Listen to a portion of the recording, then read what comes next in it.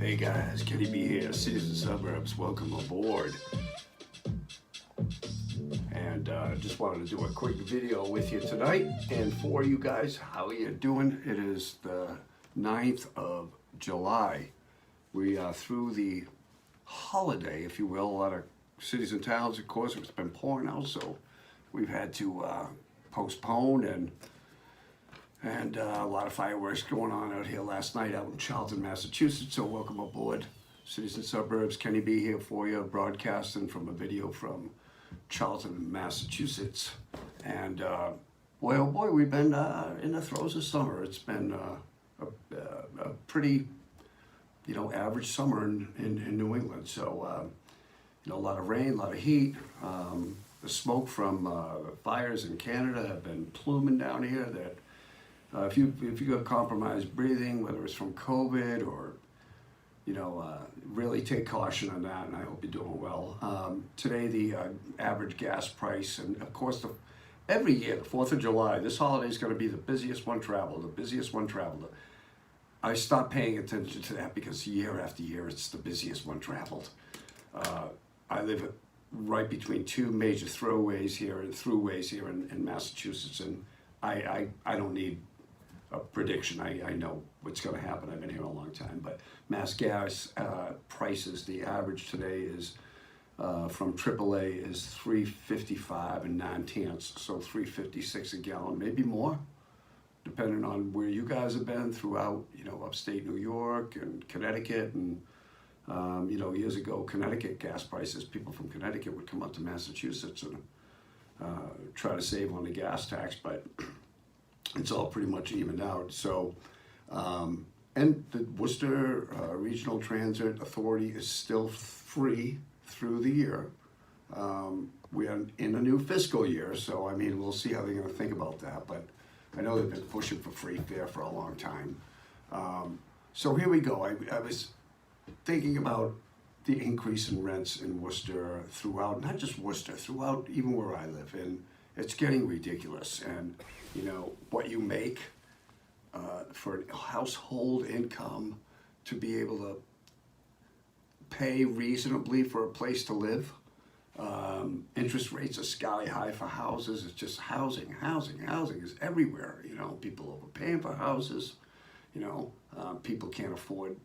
People in Worcester can't afford a 2-bedroom for, what's it now, $2,100 a month for a 2-bedroom in a kind of area.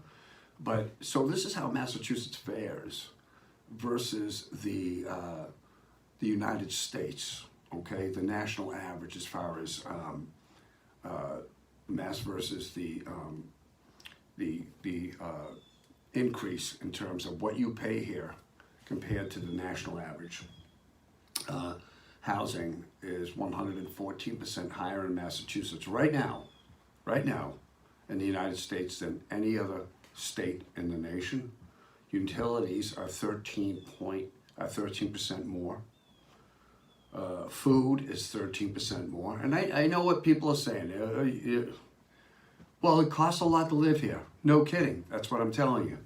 Healthcare, that's for basic medical appointments, things like this, 29%. And it still sucks. Transportation, 32%, price of fuel. The price of maintaining a vehicle, the price of buying a vehicle. Goods and services, kind of optional stuff. Movies, eating out, even grooming. I don't see, if you want to have a good job and make a good income, I think grooming's pretty important. But that's, so that's all combined, we are about 50% higher than the national average, and one of the least affordable destinations in the country to live. Okay, California's there too. States have their sections, and Massachusetts has its sections. It has its richer towns, it has its poorer towns, and things like that. And so does the United States. And so, going online today,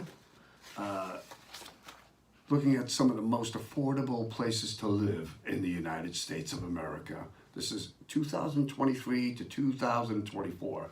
And I saved this website. I'm going to actually post it to the link below so you guys can look at it, because it's more than I can cover and you know, this little 7-minute video that I'm doing. But Hickory, North Carolina.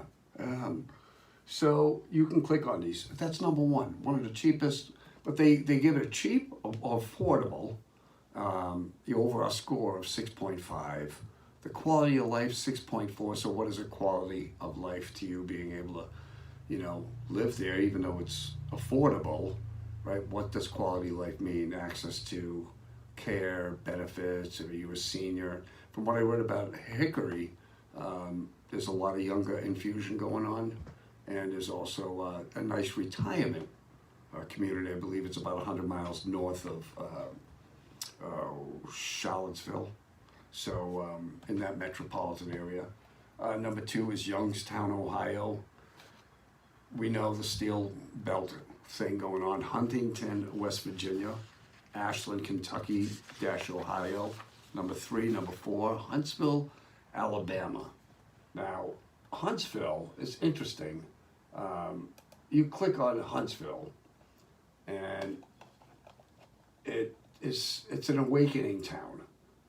The metro population is about 483,366.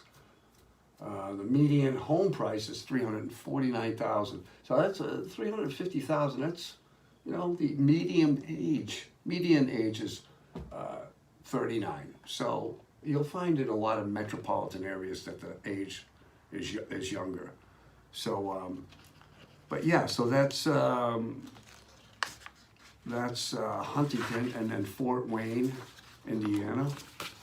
Kind of right there. It's in the agricultural belt, industrial belt. Beaumont, Texas, number 6. Gets a 5.7 score though, with a 5.5 overall quality of life. Peoria, Illinois, 6.7 quality of life. 6.3 score overall. Green Bay, Wisconsin, yeah, more than just a home of the football team. Quality of life, 7.3.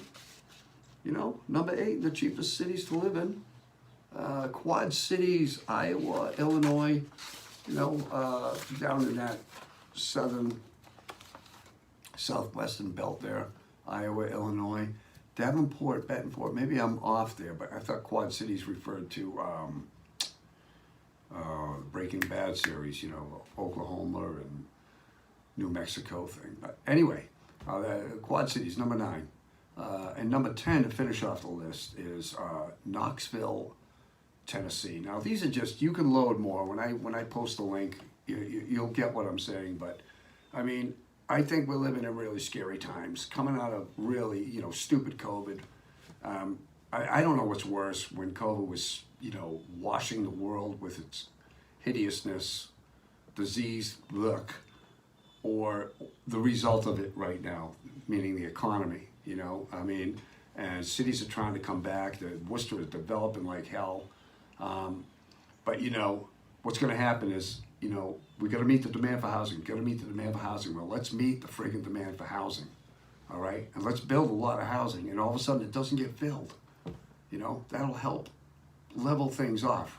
It's got to plateau at some point, but before it does, I think it's going to price out a lot of people, particularly here locally in Massachusetts, and where we live. So anyway, you guys, have a good one. I'll see you on the next video. Please comment, subscribe, like, don't like. Love you. Take care. See you next time.